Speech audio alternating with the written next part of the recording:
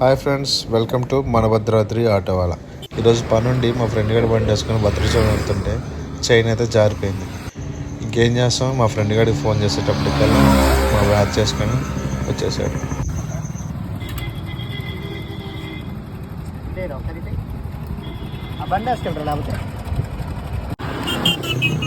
మా అమ్మ నా వెహికల్ ట్రబుల్ ఇచ్చింది, త్వరగా వచ్చారా అంటే మీ గ్యాంగ్లో వచ్చేవాళ్ళు ఎవరున్నారో వాళ్ళ పేరు కామెంట్ చేయండి. మొన్న కూడా పడది